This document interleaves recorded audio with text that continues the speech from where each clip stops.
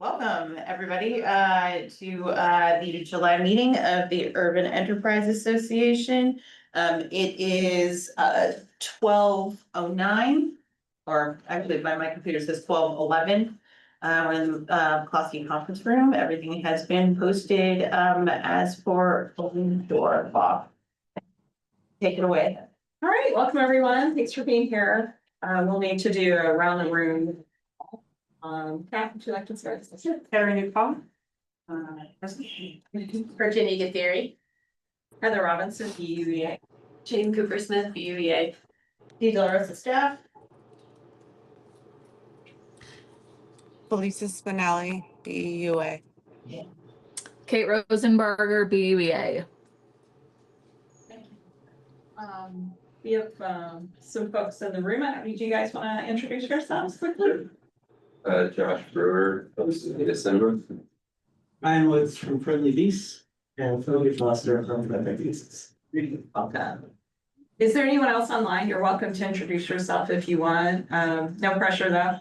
I'm Kate Crum, Cicada Cinema also. Thank you for joining us. Yep.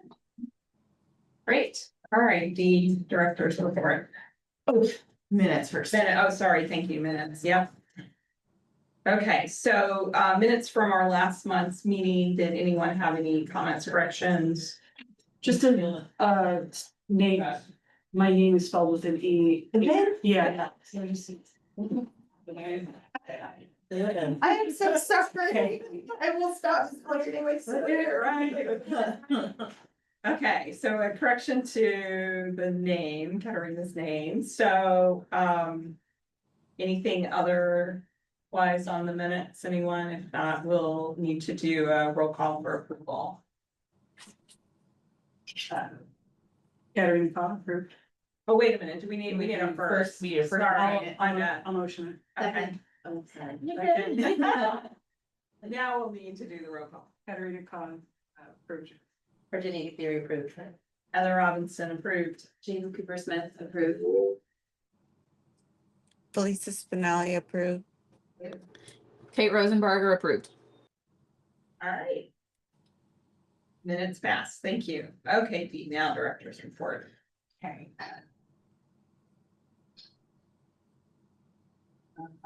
One second, make it do. Oh, let's do it right now.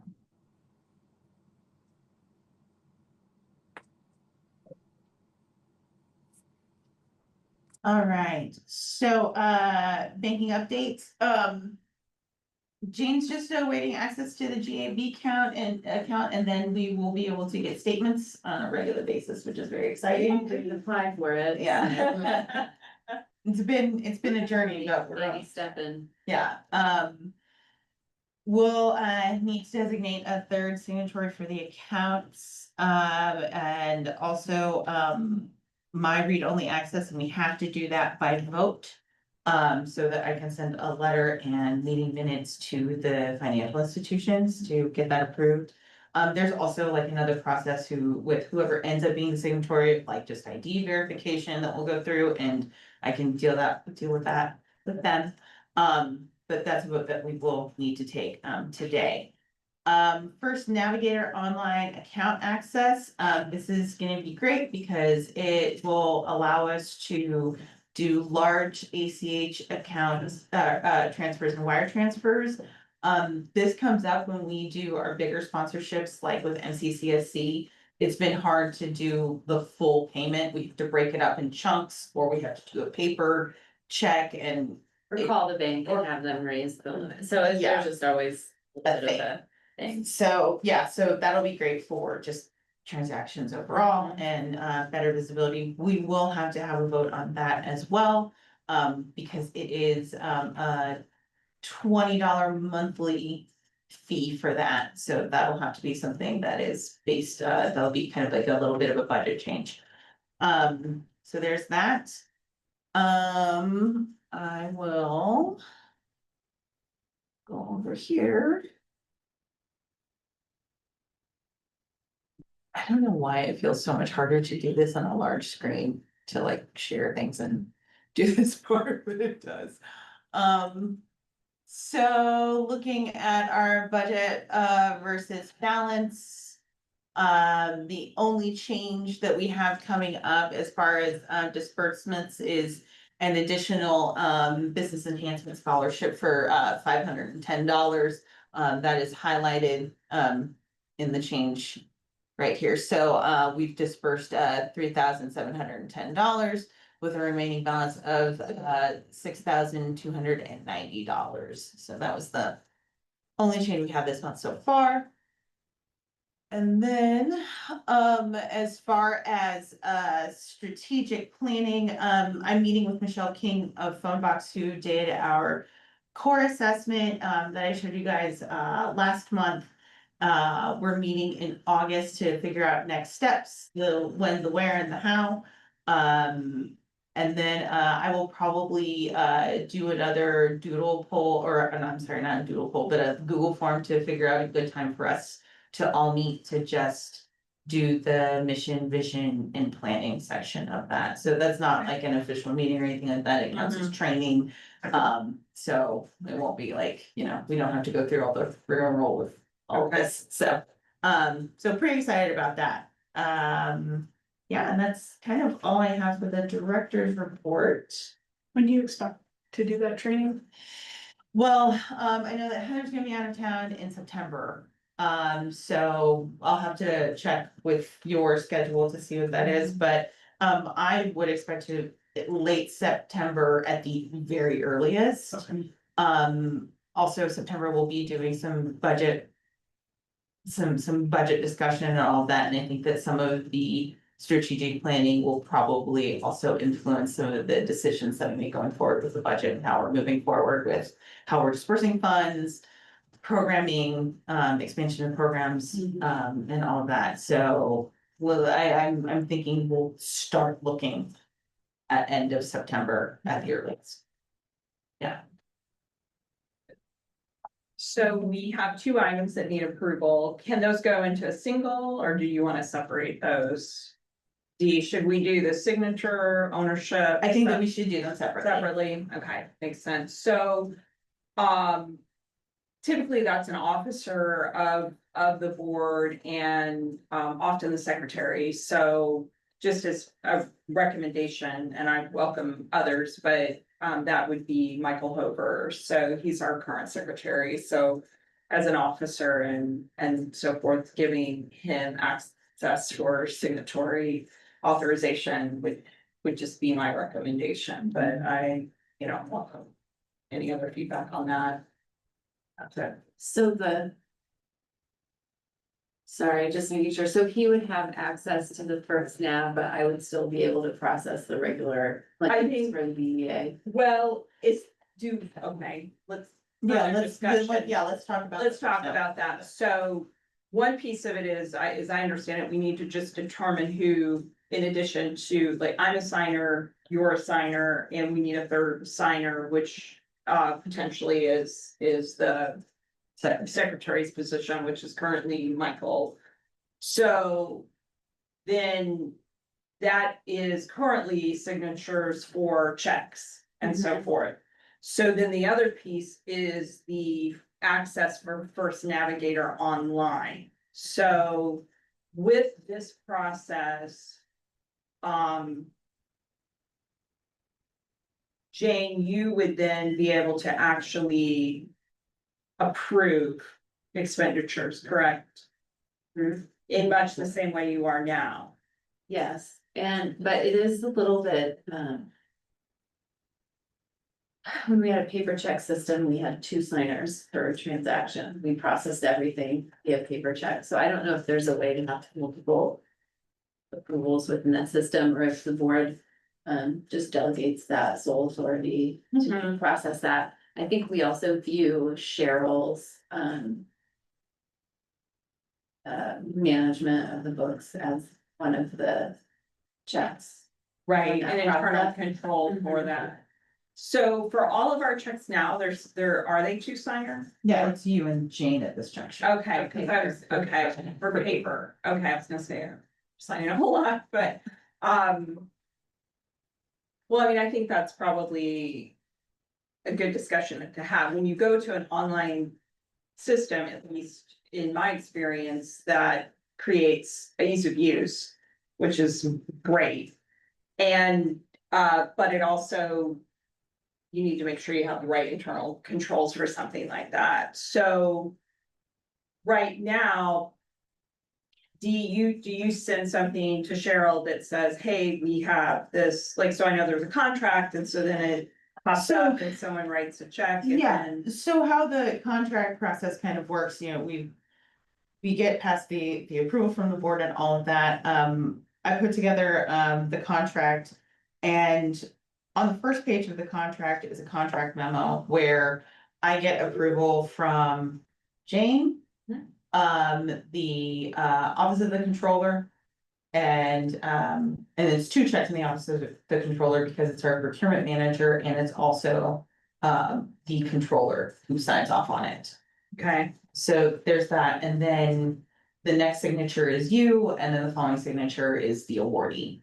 okay, And then for the claims process, D, after the contracting is complete, D uploads contract and payment information to a shared spreadsheet that triggers a need to process a payment once those documents are complete. So D requests the payment, I process the payment, and then Cheryl from the controller's office again comes in and reviews that payment during the okay. complete reconciliation process. I mean, I feel like it's. I feel like that's a robust, I don't know with the online system if you need like another person in there. I don't know that I need to be in there or the secretary needs to be in there.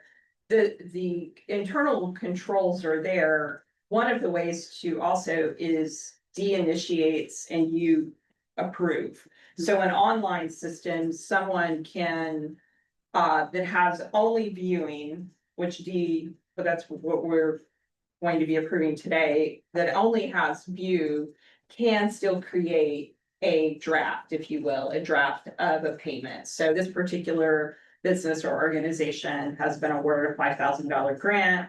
Dee can go into the system and she can draft that, and then Jane, you would go in separately and you would release it. So again, there's like an internal control for that process. And to me, otherwise, we're sort of like outside, you're waiting on the, you know, like, I mean, you know, because also the contracts are coming through, you're reviewing them as chair, I'm reviewing the contracts as well, knowing what we've approved at the board.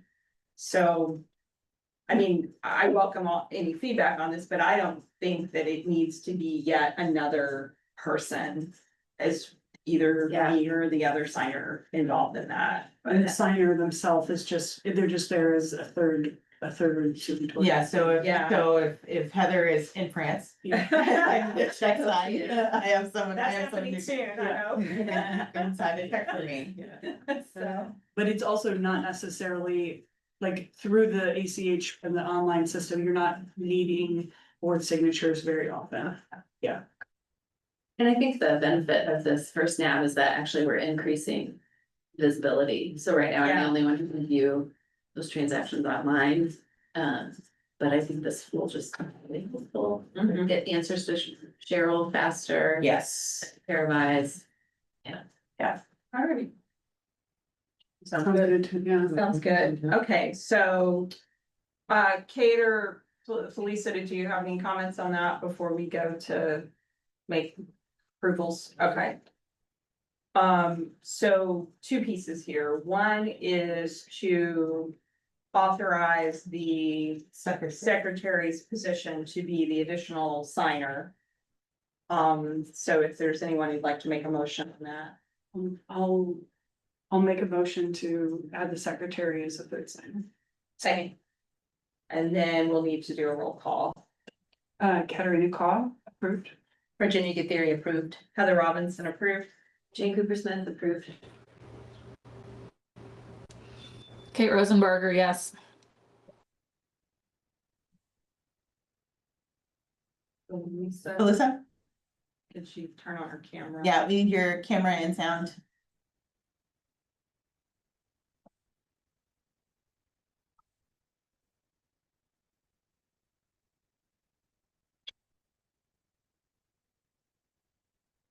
Oh, you're on mute.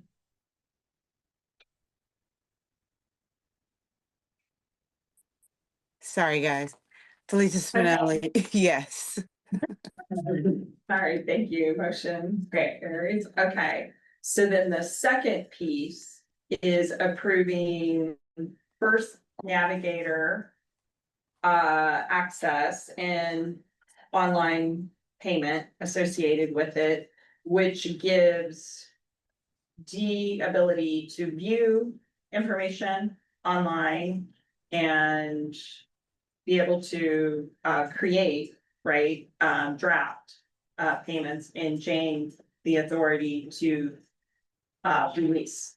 Yes, am I correct? I think correct on all of that? Okay, so we'll need a The motion. only question I have is where does the $20 a month, where does that come from? Like from where in the budget? So, that is an. Hold on. Let's see where that goes.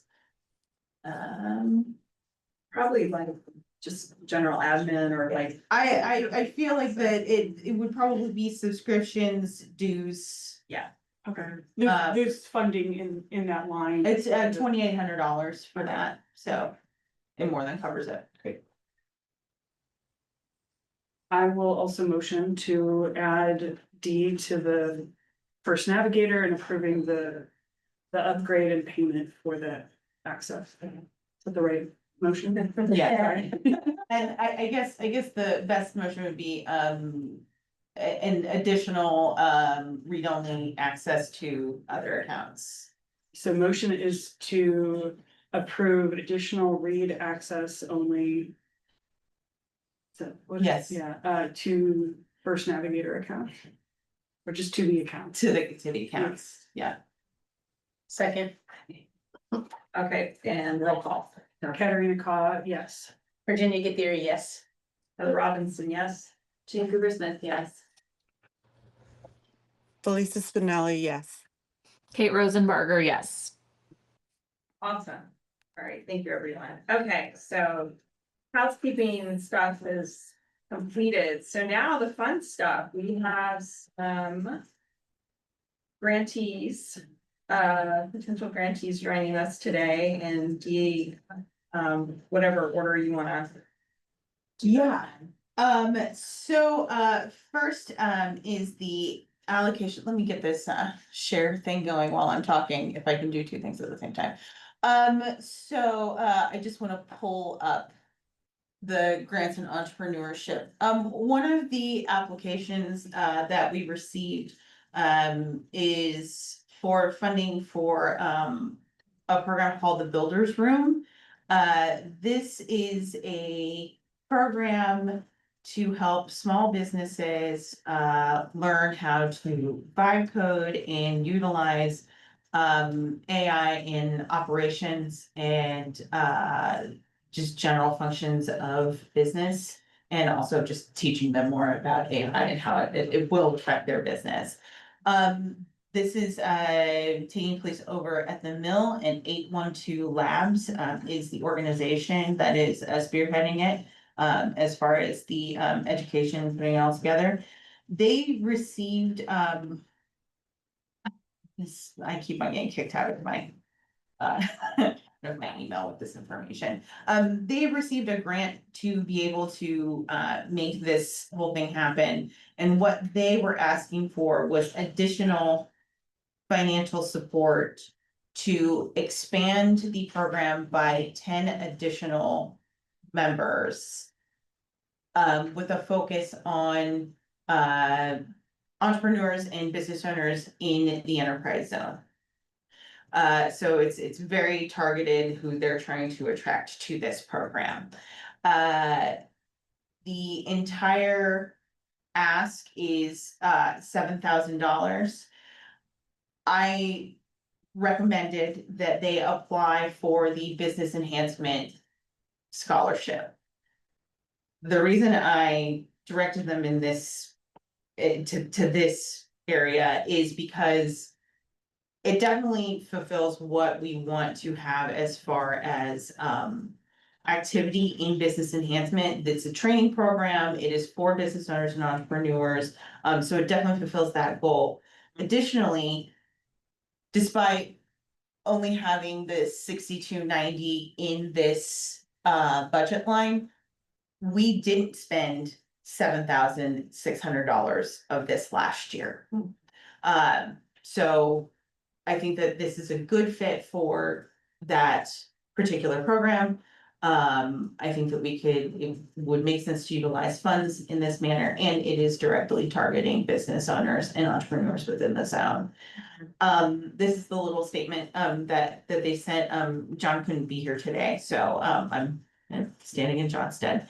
The Village Room is a hands-on AI implementation program developed in partnership with Amplify Bloomington and the Greater Bloomington Chamber of Commerce, with 812 Labs serving as the lead program designer and facilitator.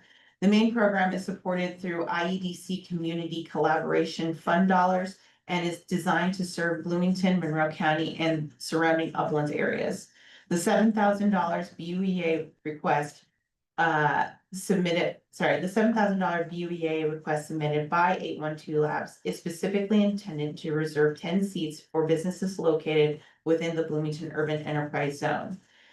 5 seats in each cohort, which works out to roughly $700 in professional development and implementation per participating zone business.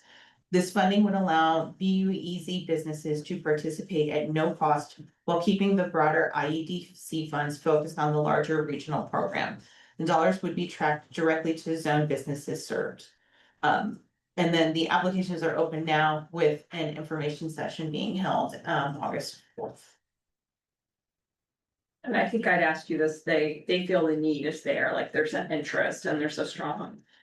Yes, I think they've gotten a lot of free interest at this point in time, and they're doing a pretty good job of publicizing it. I definitely am getting a lot of things in my feed and my LinkedIn about it, and I'm pushing it as well.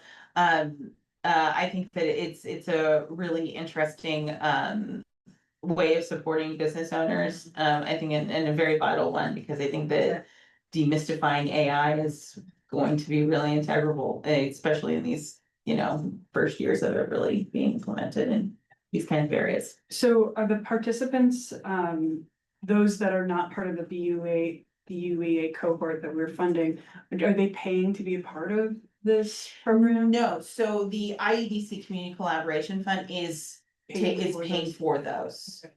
So there's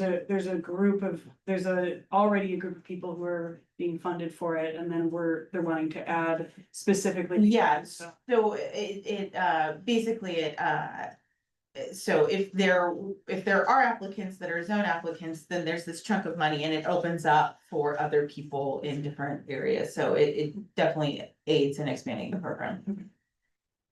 I guess I just have a couple questions. The enhancement scholarship, what's the grant range, the limit on that per applicant to $1,200. Yeah, so this would be basically saying.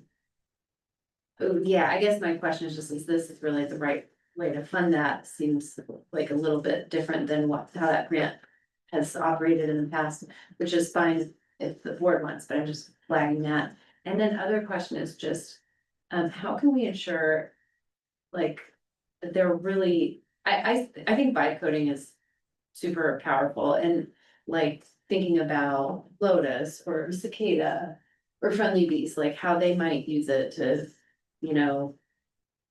do stuff on their website that helps them grow, deliver services, whatever. That's really interesting to me. How are bricks and mortar businesses in the zone, how can they access it?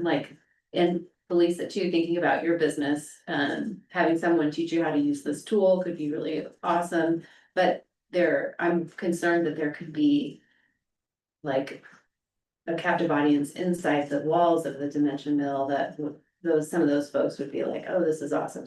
I'm just questioning, how do we make sure that it's really getting out? And that it's accessible to businesses who might not even know what it is, but I never be able to heard benefit about from that. it. Yeah, it's just what people are starting to call it now. Yeah. That's just the kind of point I looked it up, for for it. building apps, websites or games using natural language to AI. Yeah, Yeah. Just, yeah, programs do it. Just through AI. So, yeah, I totally see your point, but I think that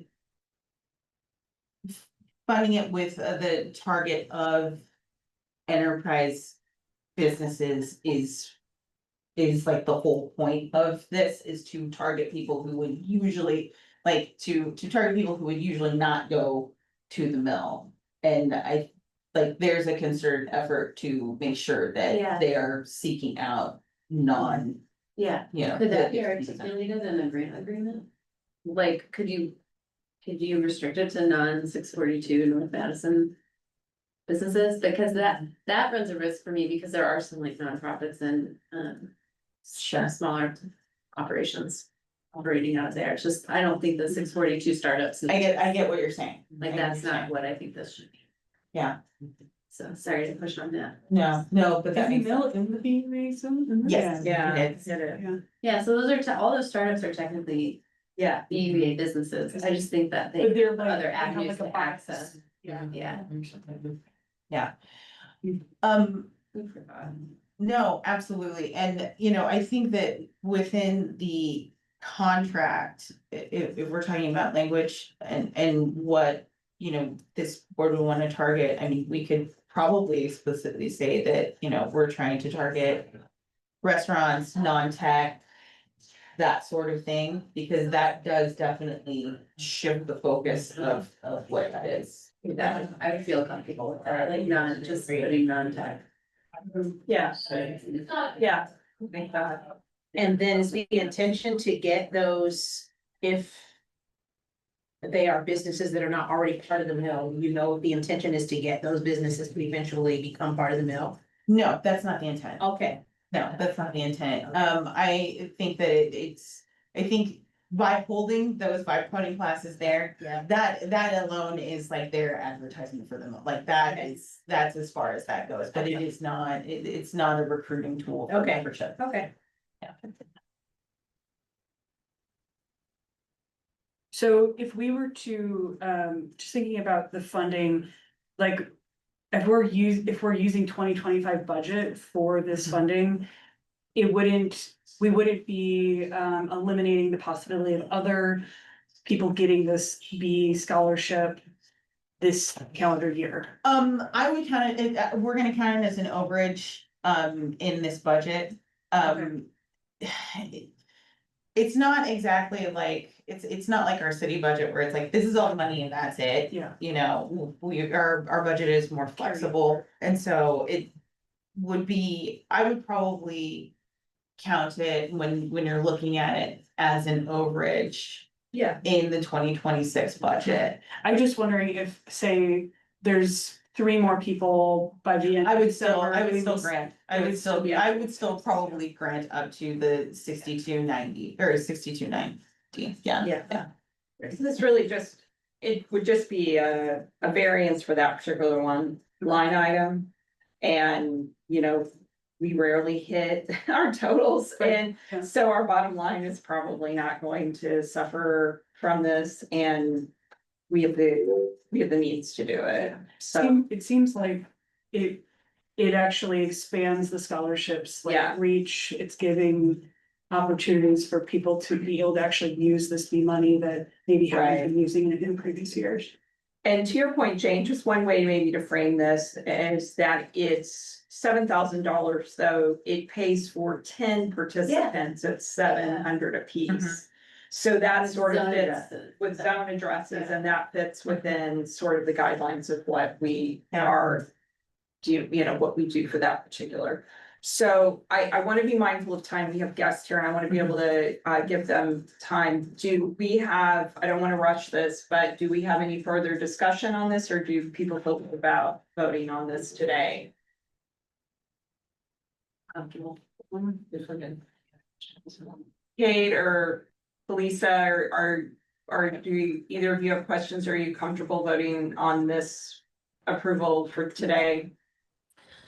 I don't have any questions. I've just been following along and feel fine voting today. Whatever you all want to do. I'm okay with voting as well. Okay, all right. So then we would need a motion to approve $7,000 from the Business Economic Enhancement Scholarship account. And with the understanding that it's funding 10 participants in the zone. 700 apiece, and with the focus. Not on tech, right? So we not tech. Okay, so there it is. Do we have a motion? I'll make a motion to all that you said. Okay. Second, Second, all right, so then roll call. Katarina Call, yes. Virginia Gatheri, yes. Heather Robinson, yes. Jane Cooper Smith, yes. Felisa Spinelli, yes. Kate Rosenbarger, yes. Okay, fantastic, thank you. All right, So next, we have Friendly Beasts, and we'll do, they have 2 grant applications right now. It is the accessibility grant and the safety and security. So, all right, some things up. thank you for your patience, because we sort through our other items here. All right.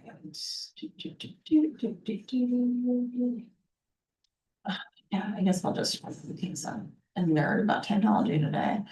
No, I'm not. Sorry, guys. I will totally learn how to deal with Adobe on a large screen one of these days, I promise. Probably the best way of doing it is this.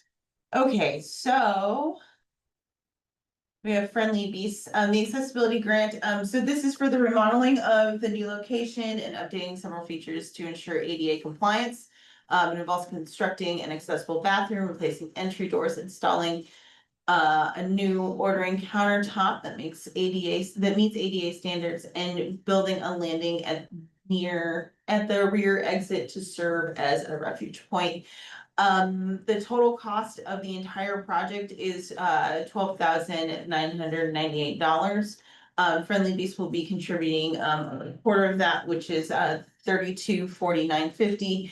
And so the amount requested from the BUEA is $9,749. And then I'm also going to do the safety and security grant for Friendly Beasts. So this will require constructing a 2-hour fire barrier wall between the cidery and the adjacent tenant to reduce the fire area occupancy for each tenant, which will involve a new code review, architectural drawings, and additional framing and drywall. The business also intends to add a panic bar to an existing door and update locks and security and security more generally. The project will require hardwiring exit signs and security lights.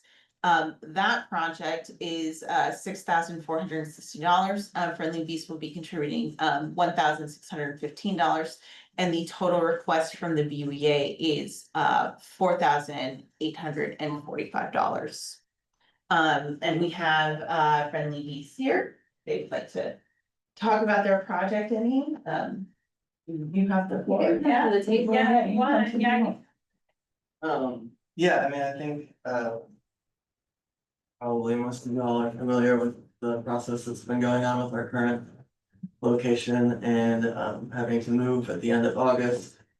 So we found this. Can we state it for the record, just because the online folks might not know, but, so Friendly Beast is currently located in one of the properties that is, being displaced by the development of the convention center host hotel. And so you've been looking for locations along the corridor. Yeah. Right, yeah, Thanks. yeah, so we spent a long time looking for a location, decided that this was the best fit for us. Keeps a lot of the things that we have now that people appreciate about the current location. Such as outdoor seating, being on the beeline, being relatively close to downtown. And yeah, basically we as tenants are gonna be responsible for doing improvements to meet code for, fire, safety, security, and, the accessibility portion of building a second, ADA compliant bathroom, and then, just kind of fixing up some other things with the floor that are uneven, getting this, panic bars on the doors. Sort of bringing everything up from its current condition to things that would meet all those criteria. Can I ask a question? So when you say that you're responsible, is your landlord covering any of the costs of these updates, or it's on the organization itself? Yes, it's all on their stuff. And the project, so there are two grants here, but I assume the total renovation costs are. Like, there's other stuff you're doing way out. Right, These two yeah. specific projects. Yeah, for Yeah. sure, but So your Yeah, match is really a lot more than what. yeah, I think the total project will be, several times this, Yeah. and even since I have submitted this, I've started getting more quotes back and I'm like, well, I guess I'm kind of underestimated some of these things, but, yeah, and then I guess just, I put it in the notes, but. As far as like the architectural drawings and the plumbing, I kind of like divided that into. Part for the safety and security and part for the accessibility modification, and then kind of left another part for. I guess. Elective things or just general design elements that would really apply to this. Is it appropriate to throw something in, because we have been talking about waivers of matches. At this time, could I suggest that they are waived for their match? And the budget is considered with, with the conversation, we've been having these conversations for 2 months.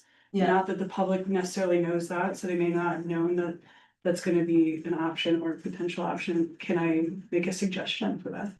And I don't see why not. I'm comfortable with that. I also feel like they're exceeding their match, so. It's fine with me either way. So we would fund the whole grant, But, yeah, sorry. because that's my question, so we would fund the full grant amount be with the match as part of the funding that we distribute. Yeah, that, I see no problem with that. I mean, so it would be, so the requested amount plus whatever their match would be what we would grant. Yeah, and the reason that the reasoning behind that is Can that you their landlord restate is, that? Mm-hmm. I wasn't Yeah. catching that. so. The reason for my request is that their landlord is not pitching in anything, that this is all coming down to the organization, and they're putting a lot of investment into a building that they do not own. And so I feel the organization should have the opportunity to have the match waived. The total amount of the project should still be funded. The total, That's what or I'm yeah, suggesting. so. So like when we're talking about like the safety and security grant, their total cost is $6,460. Their match is $1,615 and the amount that they're requesting is $48.45. Yeah, So. You wanna do the total cost of the 64?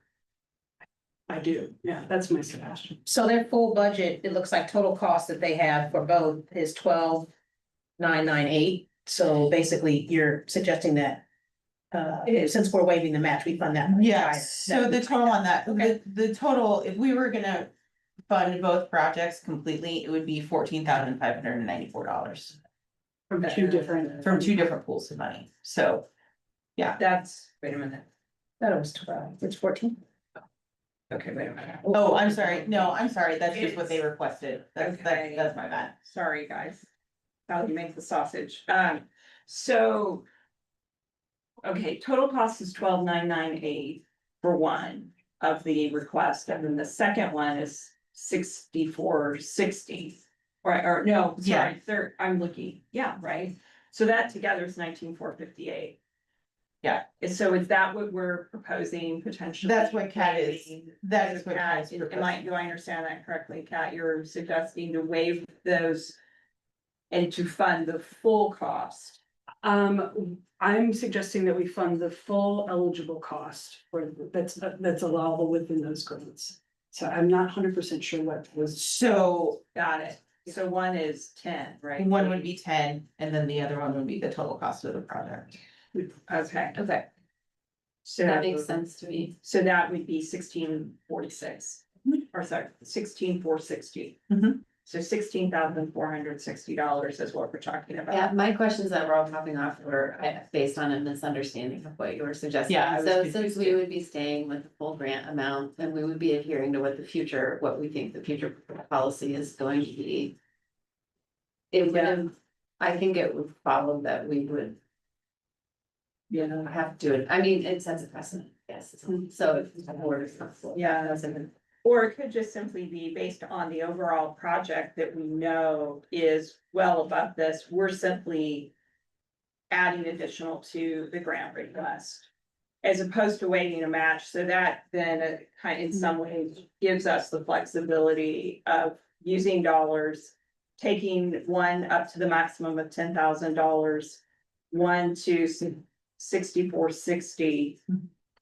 Which fits within that range, and the board has the ability to do that. With or without a match. I have to leave right after one, so I'm gonna just go ahead and make a motion if you'll take it. You didn't ask for a motion though. Well, no, I wanna.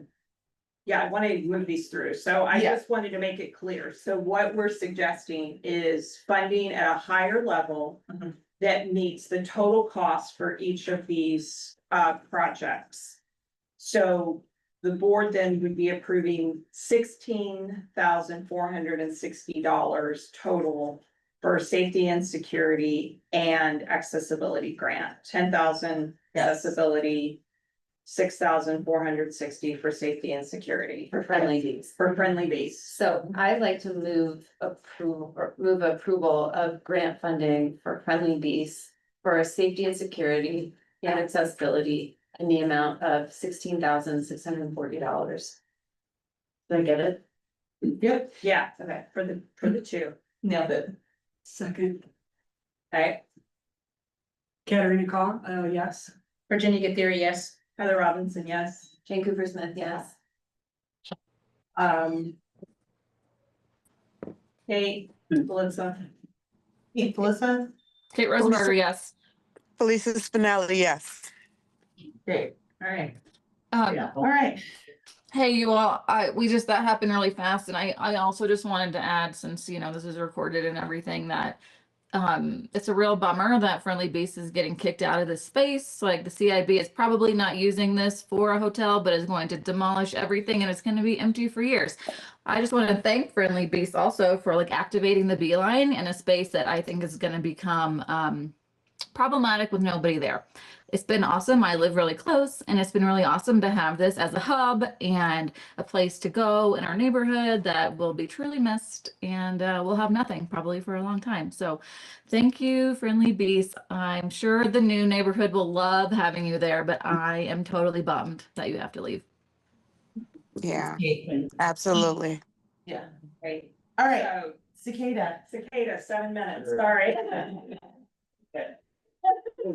All right, so Cicada Cinema is renovating a former warehouse into a small community movie theater. They will actually be neighbors with Friendly Neighbors. Beasts. Project that triggers ADA compliance is required because movie theaters are classified as group 1 or A1 assembly spaces under Indiana Building Code. This part of the renovation, Cicada Cinema must build a second ADA compliant restroom with appropriate proportions, fixtures, and grab bars, and modify the existing restroom to meet ADA standards. This project also includes constructing a vestibule to block light and sound from the lobby from entering the auditorium, which will likewise be built to full ADA compliance. Total ask is $10,619. Cicada confirmed committed funding is $2,654.75, and the total request from the BUEA is $7,965. And this is Josh from Cicada Cinema. Everybody, Oh, and Kate. and Kate, yeah. Oh. So yeah, we're neighbors with Friendly Beast, so it's actually quite comparable to their ask. We're in pretty much the same situation where we're moving into the warehouse space. And are required to have second bathroom. Our project funding is way higher than all of the ask and whatnot, just because we're kind of totally renovating the space into something that it wasn't before. With risers and equipment and all sorts of things. But as part of the process, we had to get an A1 occupancy permit in the space, which we did not have. So we must then kind of comparably have to meet all the requirements that the state and building department requires. Which included a second restroom, which includes new plumbing, and that is really expensive. So it's really comparable to what their ask is. The landlord isn't responsible for that. We are. And we're a nonprofit volunteer run, so trying to raise funds to cover the costs that we didn't anticipate having to apply for that. A1 occupancy initially when we signed the lease.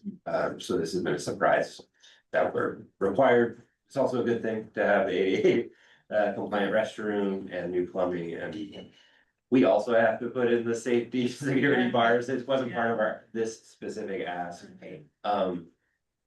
But yeah, it's relatively comparable to what their ask is. So yeah. Can I And Kate ask the same could question?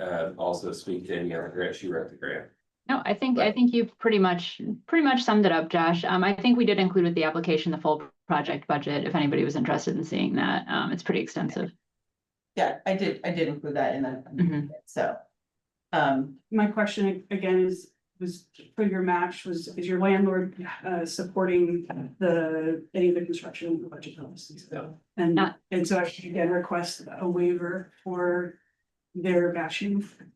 And match fund to the total of 10,000. Yeah, that's the maximum for that category, so $10,000, which is shy of the total cost there, but with. Or we do it in the same way. Yeah, we can, I mean. It's a board. We can make a decision on funding this at a higher level. Mhm. It is our prerogative to do so. So we could fund the full $10,619. That is within the guidelines of the board's prerogative to do so. Question, in your fundraising, what other types of things have you done? That's just for my own curiosity. So yeah, as part of the fundraising, Cicada had a little bit of a nest egg just to start after 10 years of doing this week. So it was just not a lot of money, a little bit of money to start the initial rent. Okay. And move in and start a few projects, but we had a fundraising campaign with the IHCDA state level to have a matching fund that was grant funding. So if the community raises $50,000, they were keeping in $50,000. Most of that is to be used for the equipment and building the risers and a lot of the other aspects of the project. The ADA compliant, basically the 2 little rooms. That we had to do is what this ask is for, but the funding from the state level was a placemaking grant, so to encourage places that the community can utilize, and they require some free programming that had to build into that The budget. big headline is you could well exceeded that. Yeah, it was- Yeah. Really excited about having. Yeah. Yeah. Well, I think also not only the movie theater, but I think people are excited that Friendly Beast is moving in to Yeah. create kind of like a community hub. in that Yeah, area. very awesome. A town kind of near the trades district that I think can bring in the arts and culture and. For sure. We kind of like to think that it's creating sort of a western gateway to that whole corridor. It's great. Awesome. Alright, so do we have a motion on what we'll fund for this? Motion. What we have to. So, yeah, 10,619, 619, yes, I make a motion. Oh, wait, isn't the grant amount 10,000? She said we didn't go. Oh, It is, Yeah. it's the board's I didn't write prerogative, that. it is the board's discretion. Okay. So we have a motion for 10,619, I'll second. and then Katarina Call, yes. Virginia Gatheri, yes. Heather Robinson, yes. Jane Cooper Smith, yes. Lisa Spinelli, yes. Kate Rosenbarger, yes. All right, motion approved. Thank you. All right. All right, meeting adjourned. Thank you, everyone. Thank you. Have a good Yeah, thank you so afternoon. much. Thanks. Recording stopped. Yeah.